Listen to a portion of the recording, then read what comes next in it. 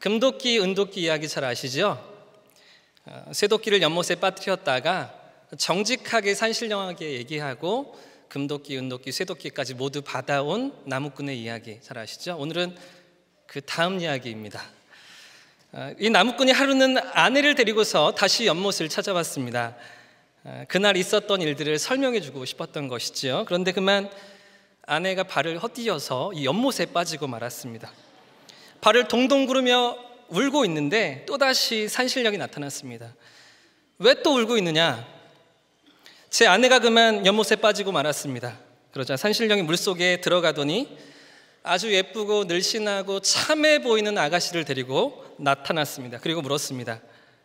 이 여자가 네 아내냐? 이 나무꾼이 뭐라고 대답했을까요? 잠시 고민했던 나무꾼이 이렇게 대답을 했습니다. 저의 아내가 맞습니다. 그래서 산신령이 너무나 화가 났지요. 무척 화가 난 산신령은 엄한 목소리로 말했습니다. 어떻게 거짓말을 할 수 있느냐? 내가 너 아내를 모를 것 같으냐? 그러자 이 나무꾼의 대답이 무엇이었을까요? 나무꾼이 뭐라고 산신령에게 대답을 했을까요? 이렇게 말했습니다. 산신령님 들어보십시오. 지난번에 제가 정직하게 대답을 하여서 도끼를 3자루나 주셨는데 만약 정직하게 대답을 한다면 3 여자를 모두 저에게 주실 것 아닙니까? 저는 3 여자와 살 자신이 없습니다. 사랑하는 성도님들, 2020년 새해를 승리하고 계십니까? 한 번 더 인사해 보겠습니다. 하나면 충분합니다. 인사하겠습니다. 주신 것에 만족합시다. 고백하겠습니다. 주신 것에 만족합시다. 아멘이시죠? 한 남자가 길을 가다가 요술 램프를 주었습니다. 이 남자는 책에서 보았던 대로 램프를 문질렀지요.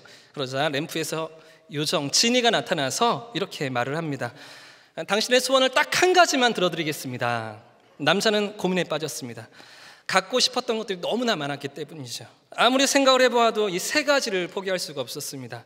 돈, 여자, 결혼, 이것은 절대로 포기할 수가 없었습니다. 잠시 고민에 빠졌던 남자는 결심했다는 듯이 이렇게 외쳤습니다. 돈, 여자, 결혼! 이 남자가 어떻게 되었을까요? 돈, 여자와 결혼했다는 이야기입니다. 돈, 여자와 결혼을. 우리의 삶이 우리 뜻대로 잘 되십니까? 우리의 삶이 내 뜻대로 잘 된다고 생각하십니까? 저는 그렇지 않을 때가 더 많은 것 같습니다. 제 뜻대로 되지 않는다고 생각될 때가 느껴질 때가 더 많은 것 같습니다. 이제 웃는 친구들이 있어요. 여러분의 생각은 어떠십니까? 여러분이 생각한 대로 일들이 착착 다 이루어지고 원하던 결과들이 얻어지십니까? 그렇지가 않지요. 뜻대로 되지 않을 때가 더 많은 것이죠. 우리의 생각과 달리 전혀 다른 상황이 펼쳐질 때가 더 많은 것이죠. 우리가 이 땅을 살아가면서 종종 이런 일들을 겪게 되어집니다. 그런데요, 우리의 뜻대로 되지 않을 때, 우리의 삶이 우리가 원하는 방향대로 가지 않을 때, 그때 우리의 믿음은 무엇일까요? 삶이 뜻대로 되지 않을 때, 그때 우리는 어떻게 반응하며 우리의 믿음을 드러내야 하는 것입니까? 오늘 본문이 가르쳐주고 있습니다. 오늘 본문에 등장하는 이 사건이 우리에게 그 답을 주고 있습니다. 17세기 프랑스의 유명한 화가였던 밀레는 150년 전에 한 폭의 그림을 남겼습니다. 자신이 살고 있던 마을의 풍경, 시골 풍경이었는데요, 가을의 추수기의 들판에서 이삭을 줍고 있던 사람들의 모습을 이 그림에 담았습니다. 우리가 잘 아는 이삭 줍기라는 제목의 그림입니다. 이 당시에 밀레는 물감을 살 돈이 없었습니다. 그래서 빚을 얻어가면서 이 그림을 그렸다고 합니다. 하지만 지금은 어떻습니까? 이 그림 값을 매길 수가 없는 어마어마한 가치가 되어서 프랑스의 국립박물관에, 루브르 박물관에 아주 귀하게 소장되어져 있는 것이죠.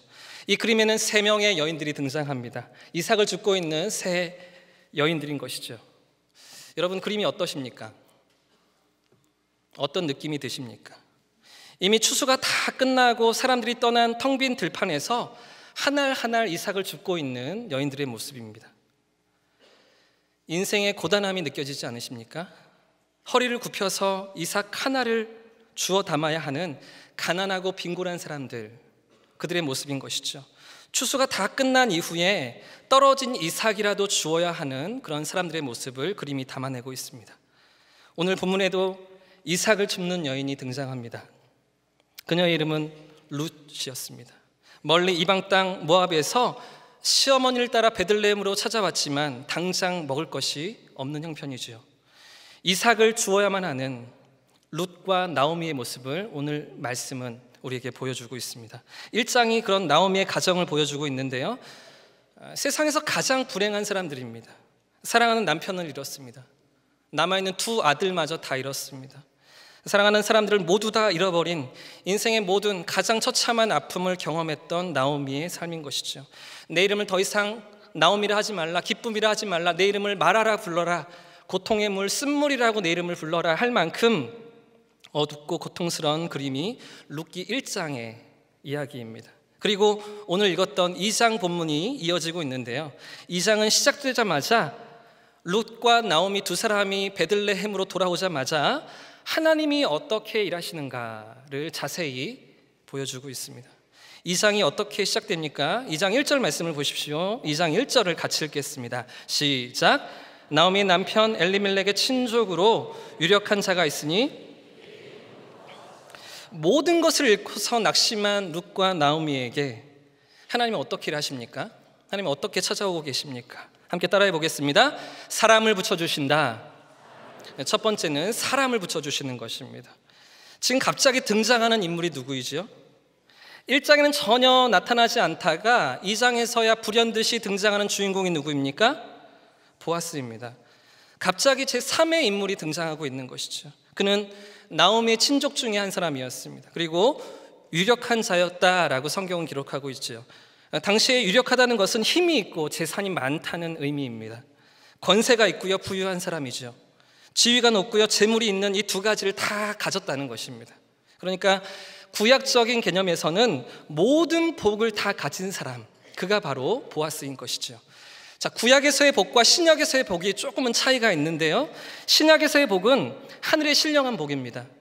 영적인 것들을 복이라고 성경은 이야기합니다. 하지만 구약시대에는 아직 성령이 오시기 전이었기 때문에, 영적인 눈이 띄어지기 전이었기 때문에 구약의 백성들에게 복은 모든 것들이 가시적인 것들, 눈으로 볼 수 있는 것들, 물질적인 것들로 하나님이 허락하셨던 것이죠.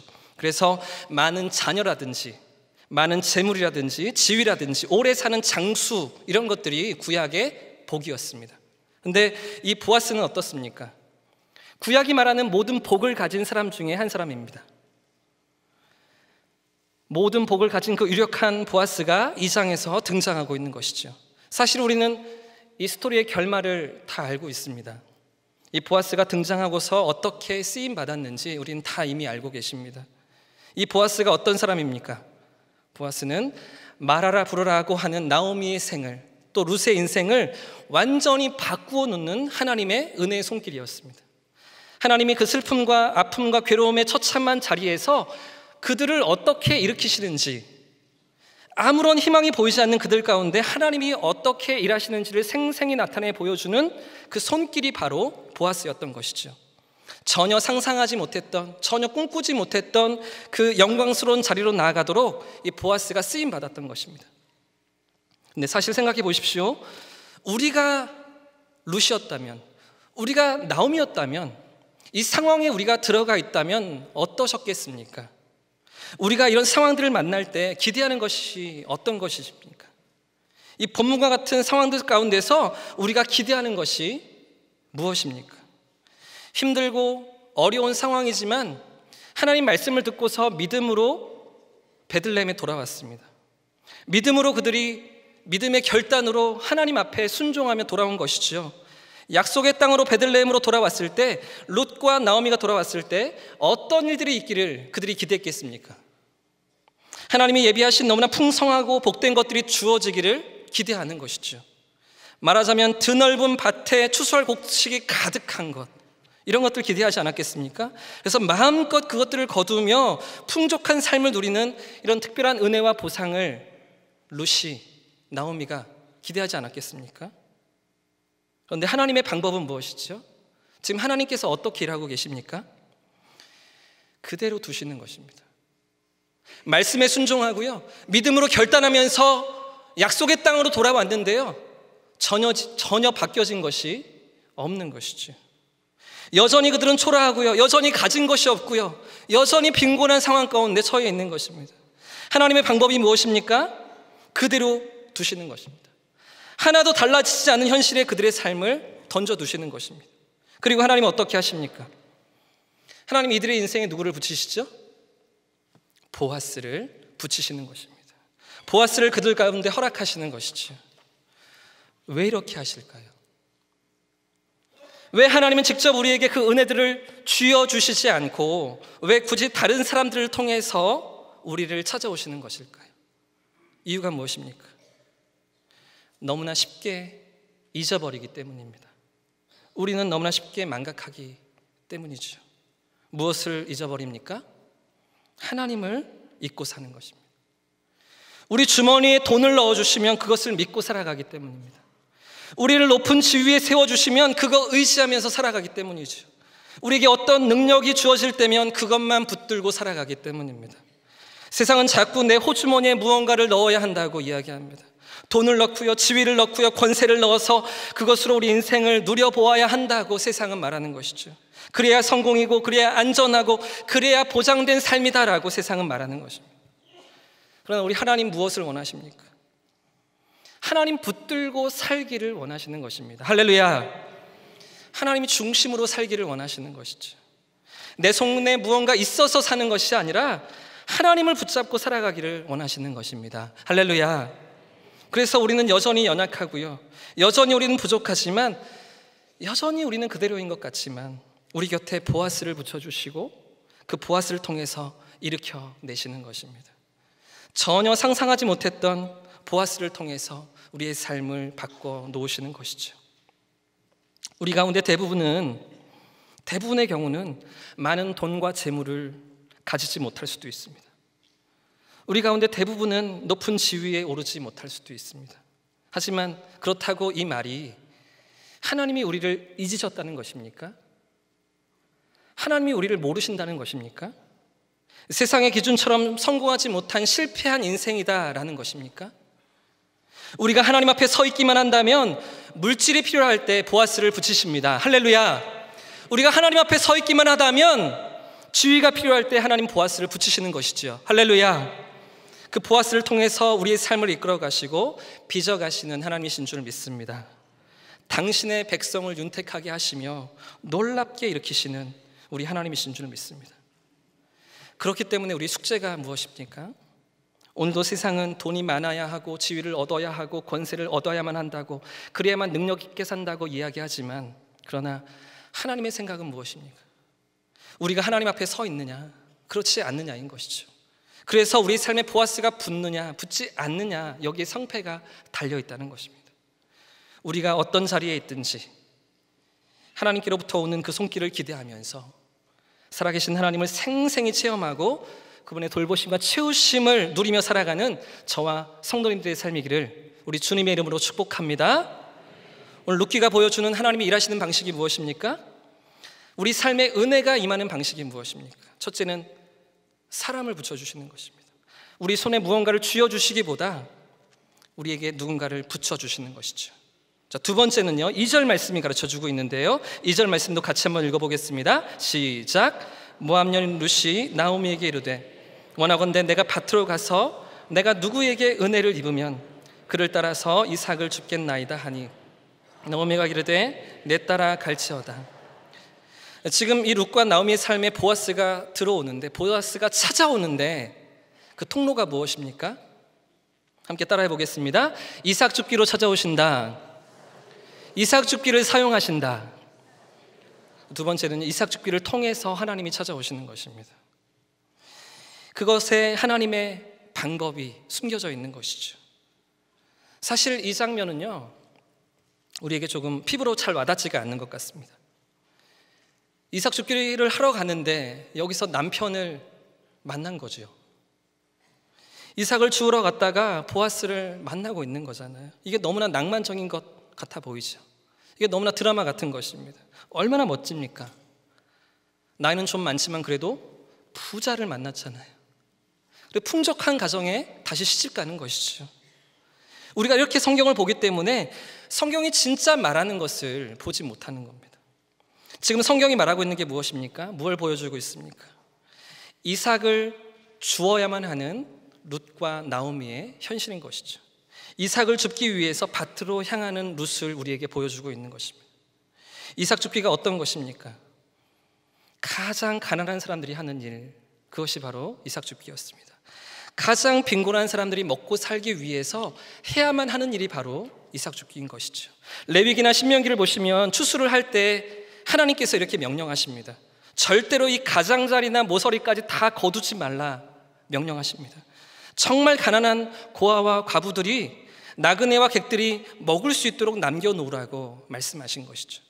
그렇기 때문에 이삭 줍기는 정상적인 추수를 할 수 없는 사람들이 하는 일이었습니다. 진짜 가난한 사람들, 이것 말고는 먹고 살 것이 없는 사람들, 그들이 하는 일이 바로 이삭 줍기였던 것입니다. 근데 생각해 보십시오. 이 이삭을 주울 때 어떻게 주어야 합니까? 우아하게 걸으면서 이삭을 주울 수가 있습니까? 신발이 더럽혀지지 않도록, 드레스가 밟히지 않도록 사뿐사뿐 걸으면서 이삭을 주울 수가 있습니까? 아까 그 밀레의 그림처럼 허리를 90도로 굽혀야만, 땅을 대해서 땅을 가까이 해야만 이 하나를 줍는 것이죠. 그러니까 사실 이 이삭 줍기가 얼마나 힘들고 고달픈 일이었겠습니까? 오랜 시간을 주어서 작은 분량을 거두는 것이죠. 하루 종일 주어도 1kg가 될까 말까 한 끼니 몇 끼니 먹을 만큼 될까 한 그 정도의 알곡을 줍는 것이 바로 이삭 줍기였던 것입니다. 그런데 이 이삭 줍기가 어떤 결과를 가져오죠? 이 고달픈 이삭 줍기가 보아스를 만나게 합니다. 할렐루야. 보아스를 만나게 하시는 하나님의 방법이 바로 이삭 줍기였던 것입니다. 우리가 이 부분을 주의해서 보셔야 하는데요, 우리가 하나님의 인도하심을 따라갈 때 하나님의 뜻을 찾고 하나님의 말씀을 깨달아서 그 뜻에 순종하며 나아갈 때에 우리는 늘 마음에 무엇을 기대합니까? 우리가 하나님 뜻에 순종했으니, 말씀대로 순종했으니 내 일이 잘 될 것을 기대하죠. 우리의 삶에 좋은 일들이 일어나고요, 그것이 잘 될 것이라고 우리는 기대합니다. 그런데 중요한 게 무엇일까요? 결과적으로 룻과 나오미가 잘 되었지만, 정말 잘 되었지만, 그러나 잘 되기 이전에 무엇이 있습니까? 이삭 줍기가 있었다는 것, 이것을 잊으시면 안 된다는 것입니다. 우리가 하나님의 뜻에 순종하고요, 또 인도하심을 따라서 나아갈 때 룻과 나오미가 하나님의 원하시는 베들레헴으로 돌아갈 때, 돌아가자마자 여기저기에 추수할 밭들이 반드시 기다리고 있어야 한다고 생각하면 안 된다는 것입니다. 과실이 주렁주렁 맺혀있는 과수원들이 갑자기 생겨지는, 선물로 막 주어지는 이런 것들을 기대하면 안 된다는 것입니다. 그런 건 세상의 종교입니다. 무언가 대가를 치르면 더 좋은 보상이 돌아오는 무당 종교인 것이죠. 복채를 내거나 정성을 들이면 그보다 더 나은 것으로 돌려받을 수 있다는 세상의 종교인 것입니다. 하나님이 원하시는 건 그런 것이 아닌 거죠. 하나님은 우리와 인격적인 교제를 원하십니다. 진정 주님과 살아있는 교제가 일어나기를 원하십니다. 주님과의 친밀한 사귐을 우리가 누릴 수 있기를 원하시는 것입니다. 그렇기 때문에 주님의 모든 계획은 우리 내면을 다루십니다. 결국에는 좋은 것을 주시지만, 이미 모든 좋은 것을 예비해 놓으셨지만, 그것을 주시기 이전에 먼저 우리 속사람을 다루기를 주님 원하시는 것입니다. 하나님 없이도 설 수 있다고 생각하는 우리 중심성, 나 혼자서도 살 수 있다고 생각하는 우리의 자기 중심성을 깨트리시며 우리의 내면을 다루기를 주님 원하시는 것입니다. 하나님의 백성으로, 하나님 앞에 살아가는 자들로 우리를 빚어가기를 주님 원하시는 것이죠. 이것이 주님의 계획이십니다. 그렇기 때문에 우리의 삶에 늘 평탄함만 있고 아무런 문제가 없고 사업이 날마다 번창하고 자녀들이 다 잘 되는 이런 것들만 하나님 우리를 사랑하시는 증거라고 생각하시면 안 되는 것입니다. 하나님의 뜻에 순종했는데 아무것도 없을 수가 있습니다. 이삭 줍기를 해야만 하는 그 순간이 있다는 것을 우리가 잊어서는 안 되는 것이죠. 가장 낮은 자리, 가장 가난한 자리, 가장 보잘것없고 하찮게 여겨지는 그 일을 해야만 하는 그 자리, 그 자리에 우리가 처할 수도 있는 것입니다. 예비되고 준비된 풍성한 하나님의 손길을 경험하기 이전에, 룻이 그 풍성함을 누리기 전에 그 자리까지 가는 과정이 있었다는 것, 이삭 줍기라는 과정이 있었다는 것, 이 과정을 거쳐서 영광스러운 하나님의 복의 자리까지 나아갔다는 것, 이것을 우리가 놓쳐서는 안 된다는 것입니다. 제가 15년 전에 신학교에 들어가고요, 처음 사역을 시작하면서 정말 많이 울었습니다. 처음에 35명 정도 되는 중고등부 아이들을 맡았었거든요. 너무나 힘든 겁니다. 너무나 마음이 어려운 겁니다. 6개월이 지났는데요, 14명이 남았습니다.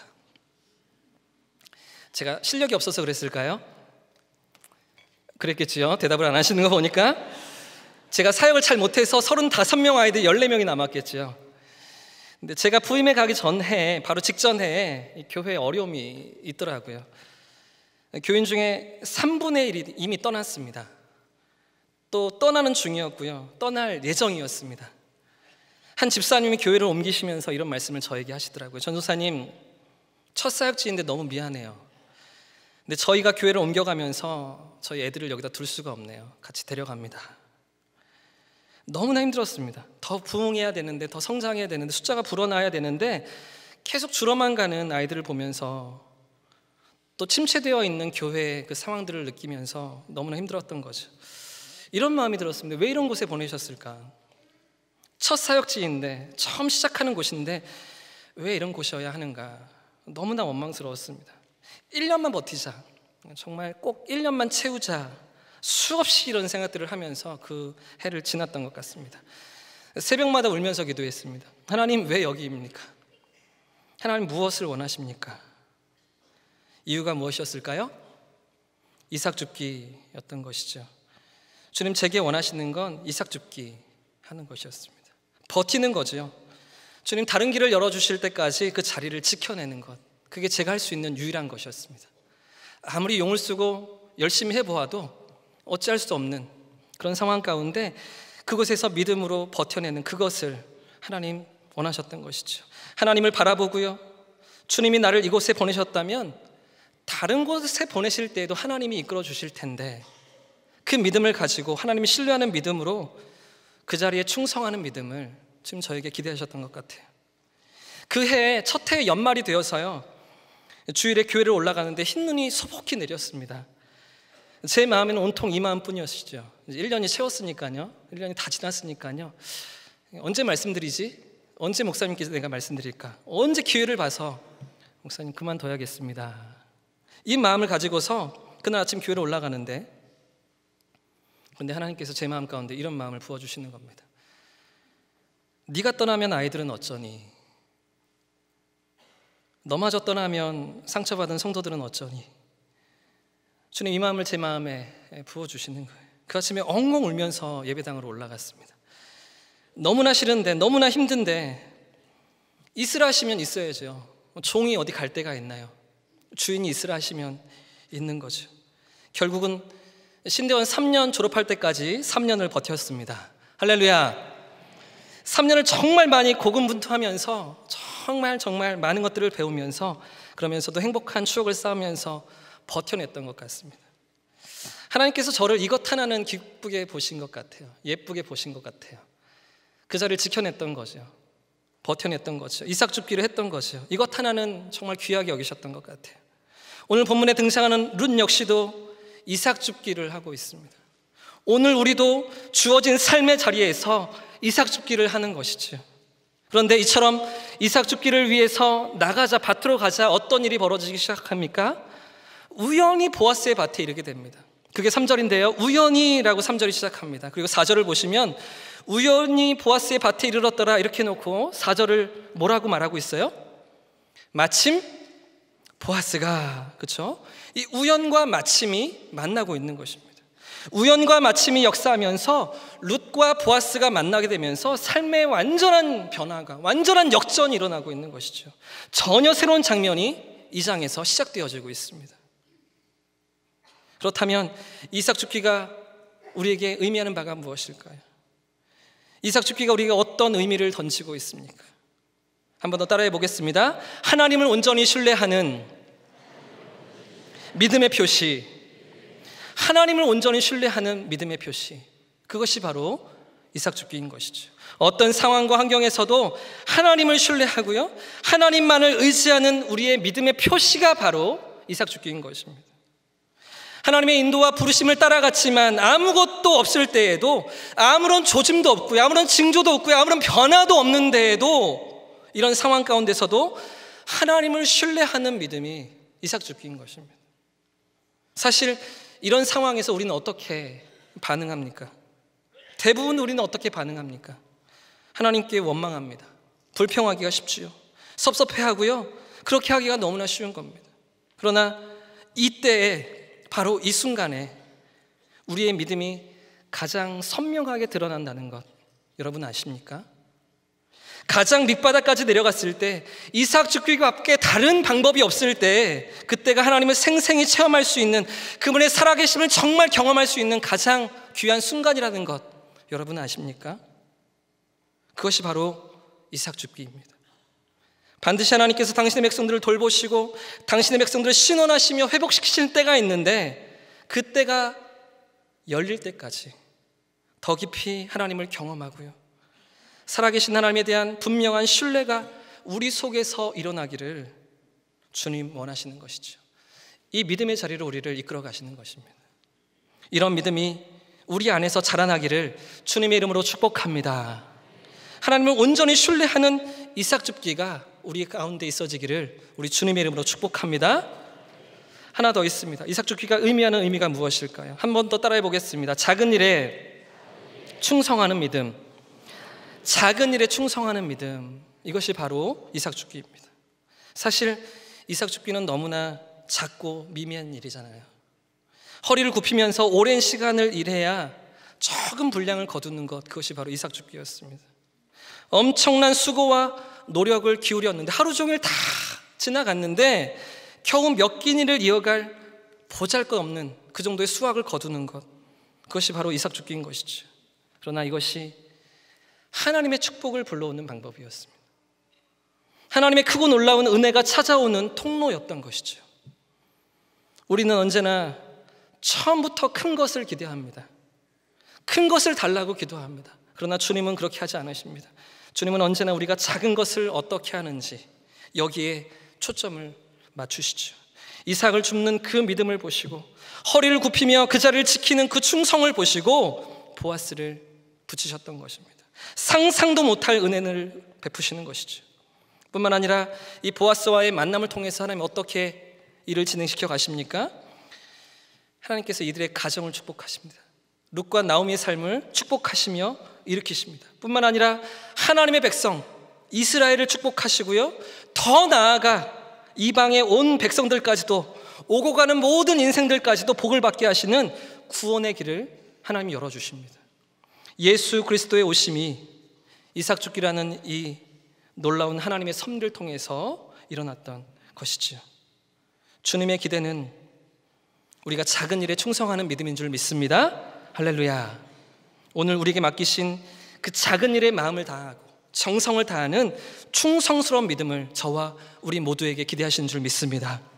오늘 나에게 맡기신 작은 일은 무엇입니까? 하나님, 오늘 우리에게 기대하시는 이삭 죽기는 무엇입니까? 우리 삶의 현장에서, 가정에서, 직장에서, 캠퍼스에서, 일터에서 하나님 저에게, 우리에게 요구하시는 그 이삭 죽기는 어떤 모습으로 찾아와 있습니까? 그 작은 일에 충성하는 것이죠. 하나님을 온전히 신뢰하는 믿음으로 주님 앞에 순종하는 것입니다. 이삭을 주우며 그 작은 일에 하나님 앞에 살아가는 우리의 삶이기를 주님 원하시는 것이죠. 할렐루야. 이런 믿음이 저와 우리 모두에게 있어지기를 우리 주님의 이름으로 축복합니다. 말씀을 마무리하겠습니다.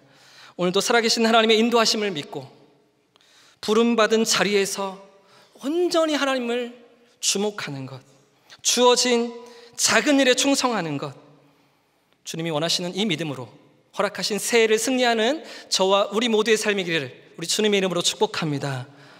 보이는 상황과 환경을 넘어서서 그 뒤에 숨겨진 하나님의 계획, 하나님의 일하심, 주님의 생각을 들여다보는 오늘 복된 주일, 또 새해가 될 수 있기를 우리 주님의 이름으로 축복합니다.